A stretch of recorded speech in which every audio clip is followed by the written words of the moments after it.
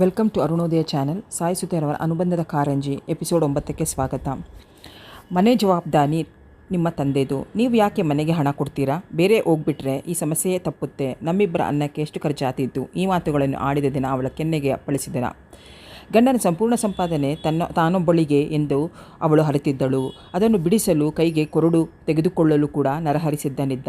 ಅಡ್ಡ ಬರುವ ನೋಯುವ ಮನಸ್ಸು ಮಾತ್ರ ಜನರಿಗೆ ತುಂಬ ಆತಂಕ. ಬಾಗಿಲು ಬೆಲ್ ಆದಾಗ ಎದ್ದು ಬಂದು ತೆಗೆದಳು. ಮೃತ್ಯುಂಜಯನವರು ನಿಂತಿದ್ದರು. ಇವಳು ಬೇರೆ ಮನೆಗೆ ಬಂದ ಮೇಲೆ ಮೊದಲ ಸಲ ಬಂದಿದ್ದರು. ಬನ್ನಿಯಪ್ಪ ಅಂಚುತ್ತಲೇ ಆಹ್ವಾನಿಸಿದಳು. ಎಲ್ಲೆಡೆ ನೋಟವರಿಸಿದ ಅವರು, ನೀನು ಮಾಡಿದ್ದು ಏನೇನೂ ಸರಿ ಕಾಣಲಿಲ್ಲ. ತುಂಬಿದ ಮನೆ ಎಷ್ಟು ಲಕ್ಷಣವಾಗಿ ಕಾಣ್ತಾ ಇತ್ತು. ಇಲ್ಲಿ ಬಿಕೋ ಅನ್ನುತ್ತೆ ಮೂದಲಿಸಿದ. ಅವಳೇನು ಮಾತನಾಡಲಿಲ್ಲ. ಬಿಮ್ಮನೆ ನಿಂತಿದ್ದಳು. 9ರ ಸುಮಾರು. ಮನೆ ನಿಶಬ್ದವಾಗಿತ್ತು. ಅಡುಗೆ ಮನೆಗೆ ಹೋಗಿ ಬಂದರು. ಸ್ಟೀಲ್ ಪಾತ್ರೆಗಳೆಲ್ಲ ಪಳಪಳ ಹೊಳೆಯುತ್ತಿತ್ತು. ಎಲ್ಲ ಹೆಚ್ಚು ಹೊಸದೆ. ಅವಳದಾಗಿ ಬಂದಿದ್ದೆಲ್ಲ ಸುಕನ್ಯೆ ತೆಗೆದಿರಿಸಿದಳು. ಒಂದು ಬಿಡದಂಗೆ ಎತ್ತಿಕೊಂಡು ಬಂದಿದ್ದಳು. ಮತ್ತೆ ಅಲ್ಲೇ ಬಂದು ಕೂತರು ಮೃತ್ಯುಂಜಯನವರು. ಎಲ್ಲಿ ನರಹರಿ? ಅವಳು ಮುಖ ಉದಿಸಿಕೊಂಡೇ ಇದ್ದಳು. ಹೊರಗಡೆ ಹೋದರು. ಇವತ್ತು ರಜಾ ತಾನೇ. ಸಪ್ಪಗಿದ್ದ ಮಗಳ ಮುಖ ನೋಡಿ ಕರಗಿ ಹೋದರು. ಆ ಮನೆಗೆ ಹೋಗಬಹುದಿತ್ತು. ನೀನು ಹೋಗಬೇಕಿತ್ತು. ಹುಡುಗರು ಸ್ವಲ್ಪ ಬೇಜಾರು ಮಾಡಿಕೊಂಡಿದ್ದಾರೆ. ಸುಕನ್ಯಾ ಆಗಲಿ ದಕ್ಷಿಣಮೂರ್ತಿಗಳಾಗಲಿ ಒಂದು ಮಾತು ಕೂಡ ಆಡಲಿಲ್ಲ. ಪಾಪ ಒಳ್ಳೆ ಜನ. ಅವರ ಬಗ್ಗೆ ಸಹಾನುಭೂತಿಗಳನ್ನು ವ್ಯಕ್ತಪಡಿಸಿದರು. ಅವರನ್ನು ಕೆಟ್ಟವರು ಎನ್ನುವುದಕ್ಕೆ ಯಾವ ಕಾರಣವೂ ಸಿಕ್ಕಲಿಲ್ಲ.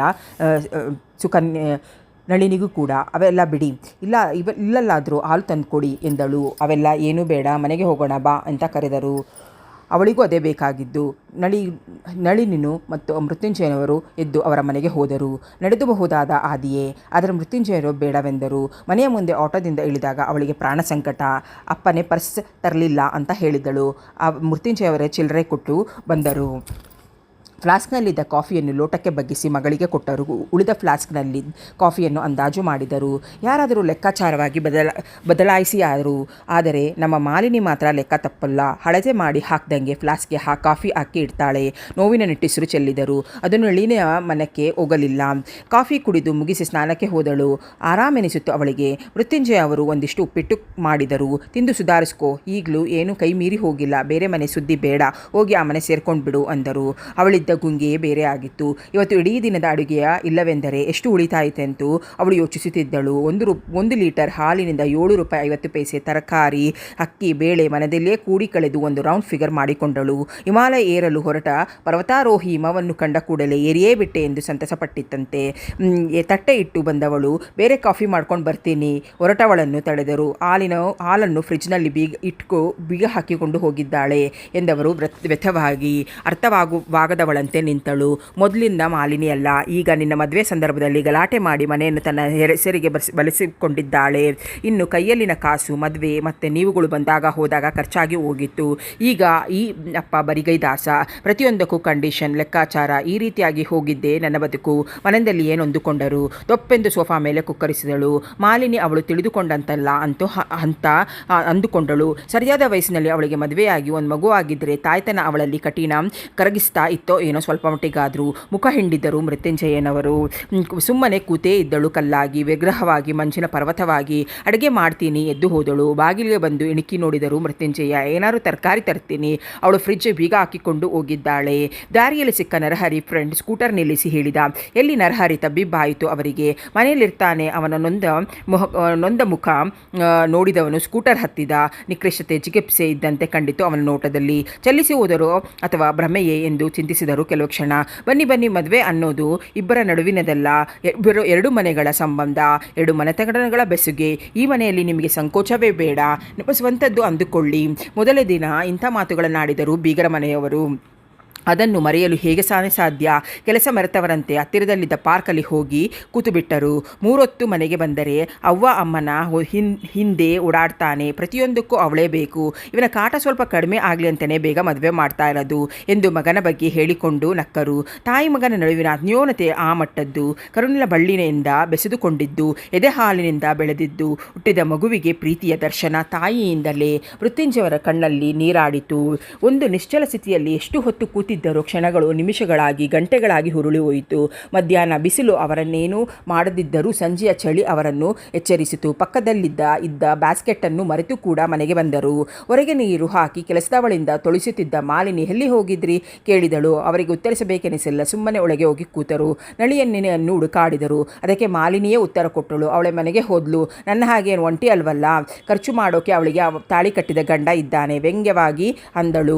ಈಚೆಗೆ ಇಂಥ ಮಾತುಗಳು ಅವರಿಗೆ ಸಾಮಾನ್ಯವಾಗಿ ಹೋಗಿತ್ತು. ಪದೇ ಪದೇ ಯಾಕೆ ಮಾತುಗಳಾಡ್ತೀಯಾ? ನಿನ್ನ ಮದುವೆಗೆ ನಾನೇನು ಸಾಕಷ್ಟು ಪ್ರಯತ್ನ ಪಟ್ಟಿಲ್ವಾ? ಏನು ಮಾಡ್ತೀಯ? ದಕ್ಷಿಣಮೂರ್ತಿಗಳಂತ ದೊಡ್ಡ ಮನಸ್ಸಿರುವ ಜನ ಸಿಕ್ಕಲಿಲ್ವಲ್ಲ ಎಂದರು. ಮುಜುಗರ ವ್ಯಕ್ತಪಡಿಸಿ ತಮ್ಮ ರೂಮಿಗೆ ಹೋದರು. ಮಾಲಿನಿ ಕೂಡ ಸುಮ್ಮನೆ ಇರಲಿಲ್ಲ. ನಿಮಗೂ ದೊಡ್ಡ ಮನಸ್ಸಿರಬೇಕಿತ್ತು, ಇರೋ ಮನೆ ಮಾರಿ ವರದಕ್ಷಿಣೆ ಕೊಡಬೇಕಿತ್ತು ಎಂದು ಜಾಡಿಸಿದಳು. ನಿರ್ಭರ್ಗರಾದರು ಮೃತ್ಯುಂಜಯ. ಮೈ ನಿತ್ರಾಣದವಾದಂತಾಯಿತು. ಇದ್ದ ಮನೆ ಮಾರಿಕೊಂಡು ಎಲ್ಲಿ ಹೋಗಬೇಕಿತ್ತು? ಹಣೆಗೆ ಕೈಗೊತ್ತಿ ಕೂತುಬಿಟ್ಟರು. ಸಂಜೆ ಮೌಳಿಗೆ ಕಾಯುತ್ತಿದ್ದ ಸುಕನ್ಯಾಗೆ ಅವನ ಜೊತೆ ಬಂದ ನರಹರಿಯನ್ನು ಕೊಡಿ ಆಶ್ಚರ್ಯವಾಗಲಿಲ್ಲ. ದಿನಕ್ಕೊಮ್ಮೆಯಾದರೂ ಬಂದು ಹೋಗುತ್ತಿದ್ದ. ತುಂಬ ಹಸುವು, ಏನಾದರೂ ಕೊಡಮ್ಮ ಎಂದುಕೊಂಡು ಹೊಳಗೆ ಬಂದನು. ತಿಂಡಿ ಇಲ್ಲ ಅಂದರೆ ಬೇಡ, ಮಧ್ಯಾಹ್ನದ ಅನ್ನ ಹುಳಿಯೇ ಕಲಿಸಿಕೊಂಡು ಬಾ, ಅಡಿಗೆ ಮನೆಗೆ ಹೋದ ಸುಕನ್ಯಾಗೆ ಹೇಳಿದ. ತೀರಾ ಅವನ ಹತ್ತಿರಕ್ಕೆ ಸರಿದ ಮೌಳಿ, ಅಣ್ಣ ಅತ್ತಿಗೆ ನಿನಗೆ ಊಟ ಹಾಕಲ್ವೇನು ಅಂತ ಕೇಳಿದರು. ಪಿಸುದನಿಯಲ್ಲೇ ಕೇಳಿದಾಗ ಕಿವಿ ಹಿಡಿದುಕೊಂಡು, ಒಂದು ವಾರ ಬಂದಿರು, ನಿನ್ನ ತೂಕ ಆಟೋಮೆಟಿಕ್ ಆಗಿ ಕಡಿಮೆ ಆಗಿಬಿಡ್ತೈತೆ ಅಷ್ಟೇ, ಸಣ್ಣ ದನಿಯಲ್ಲಿ ಹೇಳಿದ. ಅವನು ಬಿದ್ದು ಬಿದ್ದು ನಕ್ಕ. ಮನೆಯ ಪೆಚ್ಚ ತೂಗಲಿಸನೆಂದೇ ಖರ್ಚುಗಳು ಕಡಿಮೆ ಮಾಡಬೇಕಿತ್ತು. ಇಂದಿನದಕ್ಕಿಂತ ಸ್ವಲ್ಪ ಕೈ ಕಡಿಮೆ ಮಾಡಿದ್ದರು ಸುಕನ್ಯಾ. ಮುಚ್ಚಿಟ್ಟಿದ್ದ ಅವಲಕ್ಕಿ ಒಗ್ಗರಣೆಯನ್ನು ಹಾಕಿ 2 ಪ್ಲೇಟಿಗೆ ಸುರಿದುಕೊಂಡು ಬಂದರು. ನಿಂಗೇನಾದರೂ ಸೊಸೆ ತರಬೇತಿ ಕೊಟ್ಟಿದ್ದಾಳೇನಮ್ಮ? ಇಷ್ಟು ಕಡಿಮೆ ನನ್ನ ಹೊಟ್ಟೆಗೆ ಎಲ್ಲಿ ಸಾಕಾಗಿದ್ದು? ಮೆಲ್ಲೆಗೆ ಛೇಡಿಸಿದ. ಆಕೆಯ ಮುಖ ಮಂಕಾಯಿತು. ಬೇರೆ ಮನೆ ಮಾಡುವ ಯೋಚನೆ ಅವಳಿಗೆ ಬಂದಿದ್ದೇಕೆ? ಈ ಪ್ರಶ್ನೆಗೆ ಖಂಡಿತ ಅವರಿಗೆ ಉತ್ತರ ಸಿಗಲಾರದು. ಮಾತನಾಡದೆ ಅಡಿಗೆ ಮನೆಗೆ ಹೋಗಿಬಿಟ್ಟರು. ಮಧ್ಯಾಹ್ನದ ಹುಳಿ ಅನ್ನಕ್ಕೆ ಹಾಕಿಕೊಂಡು ಬಂದು ಅದೇ ತಟ್ಟೆಗಳಿಗೆ ಹಾಕಿದರು. ನನಗಿನ್ನ ಕರ್ಕೊಂಡು ಬರಬೇಕಿತ್ತು ಅಂದರು. ಅವನ ಪ್ರತಿಕ್ರಿಯೆ ಏನು ಬರುತ್ತೈತಂತೂ ಅವರಿಗೆ ಗೊತ್ತಿತ್ತು. ಅದೊಂದು ಮಾತ್ರ ಹಾಳಬೇಡ, ಇಲ್ಲಿ ಬೇಡ ಅಂತ ತಾನೇ ಬೇರೆ ಮನೆಗೆ ಹೋಗಿದ್ದು. ಕೈ ಹಿಡಿದು ಹೆಣ್ಣನ್ನು ಗೋಳಾಡಿಸಬಾರ್ದು, ಅದಕ್ಕೆ ಆರಾಮಾಗಿ ಬಿಟ್ಟು ಬಂದಿದ್ದೇನೆ. ಇನ್ನೊಂದಿಷ್ಟು ಹಾಕು. ತಟ್ಟೆಯನ್ನು ಮುಂದಕ್ಕೆ ಮಾಡಿ ಇನ್ನೊಂದಿಷ್ಟು ಹಾಕಿಸಿಕೊಂಡ. ತಂದೆ ಬರುವವರೆಗೂ ಮಾತಾಡಿಕೊಂಡಿದ್ದ. 8ರ ನಂತರವೇ ಎದ್ದಿದ್ದು. 2 ಸಲ ಗಟ್ಟಿನವರೆಗೆ ಹೋದವನು ಹಿಂದಕ್ಕೆ ಬಂದ. ಮೌನವಾಗಿದ್ದ ಮೌಳಿಯನ್ನು ತಲೆ ತಗ್ಗಿತು. ಪ್ಲೀಸ್ ಇಲ್ಲೇ ಎದ್ಬಿಡೋಣ. ಅತ್ತೇ ಬಿಟ್ಟ. ಅವನನ್ನು ಕಾಂಪೌಂಡಿಂದ ಪಕ್ಕಕ್ಕೆ ಎಳೆದೊಯ್ದು, ಛೇ ಮೌಳಿ, ಅಳ್ತೀಯಲ್ಲೋ, ನಿನಗೆ ಅರ್ಥವಾಗದು ದಾಂಪತ್ಯ ಜೀವನದ ಕತೆ. 2 ಮನೆ ಆರಾಮಾಗಿ ಓಡಾಡ್ಕೊಂಡಿರ್ತೀನಿ ಬಿಡು. ಅವನು ಗಂಟಲುಬ್ಬಿತ್ತು. ಮಾತನಾಡಲಿಲ್ಲ. ತಮ್ಮನ ಕಣ್ಣೀರು ತೊಡೆದು ಭುಜ ತಟ್ಟಿ ಸ್ಕೂಟರನತ್ತ ನಡೆದ. ಆ ಕಡೆಯಿಂದ ಬಂದ ಅವನ ಗೆಳೆಯ ಚಕ್ರಿಯ ಹೀರೋ ಹೊಂಡಾ ನಿಂತಿತ್ತು. ನಾನು ಈ ಕಡೆಗೆ ಹೋಗ್ತಾ ಇದ್ದೀನಿ, ಡ್ರಾಪ್ ಮಾಡ್ತೀನಿ ಬಾರೋ ಅಂತ ಆಹ್ವಾನಿಸಿದ. ಸ್ಕೂಟರನ ಕೀಯನ್ನು ಮೌಳಿನತ್ತ ತೆಗೆಸಿದು ಕೂತವನು ಹಿಂದಕ್ಕೆ ತಿರುಗಿದ. ಸುಕನ್ಯ ದಕ್ಷಿಣಮೂರ್ತಿಗಳು ನಿಂತಿದ್ದರು. ಕೈ ಎತ್ತಲು ಅವನು ಕೂಡ ಆಗಲಿಲ್ಲ. ಅವನದಿಯಲ್ಲಿ ಅವಲಕ್ಕಿ ಭತ್ತ ಕುಟ್ಟಿದಂತಾಯಿತು. ಹೃದಯ ನೆರಳಾಡಿ ಬೋರೆಂದು ಹತ್ತುತ್ತಿತ್ತು. ಕಣ್ಮುಂದೆ ಬಹಳ ದೂರದವರೆಗೂ ಮಂಚು ಹರಡಿಕೊಂಡಿತ್ತು. ಕಾಲಿಂಗ್ ಬೆಲ್ ಒತ್ತಿದ. ಸಣ್ಣಗೆ ಟೇಪ್ ರಿಕಾರ್ಡರ್ ಹಾಡುತ್ತಿತ್ತು. ಅವನ ಉಬ್ಬುಗಳು ಆಶ್ಚರ್ಯದಿಂದ ಬೆಸಿಕೊಂಡವು. ಒಳಗೆ ಬಂದವನು ಮುಖದನ್ನು ಬಿಗಿದುಕೊಂಡಿದ್ದ. ಯಾವಾಗ ತಂದೆ? ಇದು ಅಲ್ಲಿನದು. ಅವನ ಸವರ ತೊಡರಿತು. ಬರುವಾಗಲೇ ತಂದೆ, ನಿಮ್ಮ ಬೋನಸ್ನಲ್ಲಂತೆ ತಗೊಂಡಿಕೊಂಡಿದ್ದು ಎಂದು ಸರಾಗವಾಗಿ ಉತ್ತರಿಸಿದಳು. ಅವನು ಮಿದುಳಿನ ನರಗಳೆಲ್ಲ ಪಟಪಟ ಅನ್ನತೊಡಗಿತು. ಆದರೆ ಒಂದು ಮಾತು ಕೂಡ ಆಡಲಿಲ್ಲ ಅವನು. ಅದರ ಉಪಯೋಗ ಹೆಚ್ಚು ಪಡೆಯುತ್ತಿದ್ದು ಚಂದ್ರಮೌಳಿ. ಸಾಧಾರಣವಾಗಿ ಈ ಟೇಪ್ ರಿಕಾರ್ಡರ್ ಅವನ ರೂಮಿನಲ್ಲಿ ಇತ್ತು. ಬೇಸರವಾದಾಗ, ಓದಿ ಸಾಕಾದಾಗ ಹಾಕಿಕೊಳ್ಳುತ್ತಿದ್ದ. ನರಹರಿಗೆ ತೀರ ಕೆಟ್ಟದೆನಿಸಿತು. ನಳಿನಿ ಯೋಚನಾ ದಾಟಿಗೆ ಬೆರಗಾದ. ಅವನು ಕೆಲಸಕ್ಕೆ ಸೇರಿದ ಮೇಲೆ ತಂದ ಎಲ್ಲ ವಸ್ತುಗಳ ವಿಷಯವನ್ನು ಉಷಾ, ಮೌಳಿ, ಸುಕನ್ಯಾ ಕಡೆಯಿಂದ ಪಡೆದುಕೊಂಡಿದ್ದಳು. ಅದರ ಮೇಲೆ ಅವಳದೇ ಹಕ್ಕು ಅಂತ ಅಂದುಕೊಂಡಿದ್ದಳು. ಊಟ ಮಾಡ್ತೀರಾ? ರೂಮಿನೊಳಗೆ ಬಂದು ಕೇಳಿದಳು. ಮತ್ತೆ ಅವಳೇ ಹೇಳಿದಳು, ನೀವು ಊಟ ಮಾಡ್ಕೊಂಡು ಬಂದಿರ್ತೀರಾ ಬಿಡಿ ಅಂದಳು. ವಾಚಿನ ಅವಳ ಮುಂದಿಡಿದು, ಸರಿಯಾಗಿ ಟೈಮ್ ನೋಡು, ನಾನು ಯಾವಾಗಲೂ ಊಟ ಮಾಡೋದು 9 ಗಂಟೆಗೆ. 10 ನಿಮಿಷ ಬಿಟ್ಟು ತಟ್ಟೆ ಹಾಕು ಬಿರುಸಾಗಿ ಹೇಳಿದ. ನಳಿನಿ ಉತ್ಸಾಹ ಪುಸಿಸೆಂದಿತ್ತು. ಅವಳು ಬೊಳಗಾಗಿ ಅನ್ನ ಮಾಡಿದಳು. ಮತ್ತೆ ಅನ್ನ ಮಾಡುವುದು ಪ್ರಯಾಸದ ಕೆಲಸವೇ ಅಲ್ಲದಿದ್ದರೂ ಖರ್ಚಿನ ಬಾಪ್ತು. ಅವಳ ಲೆಕ್ಕ ಇಲ್ಲಿ ತಪ್ಪಿತ್ತು. 2 ಸಲ ಓಡಾಡಿಯಾಳು. ಸ್ಟವ್ ಹಚ್ಚಿ ಆರಿಸಿದಳು. ತಟ್ಟೆ ಹಾಕು ಎಂದು ಪೇಪರ್ ನೋಡುತ್ತಾ ನರಹರಿ ಪತ್ರಿಕೆಯ ಮುಂದೆ ಪುಟ ನೋಡುತ್ತಿದ್ದವನು ಮತ್ತೆ ಅನ್ನ ಮಾಡಲಿಲ್ಲ. ಇರೋದನ್ನು ಕಲಿಸಿ 2 ತಟ್ಟೆಗಳೇ ಹಾಕ್ಕೊಂಡು ಬಂದ್ಬಿಡ್ಲಾ ಅಂತ ಕೇಳಿದಳು. ಕೈಯಲ್ಲಿನ ಪೇಪರ್ ಅಷ್ಟು ದೂರ ಕೆಸೆದ.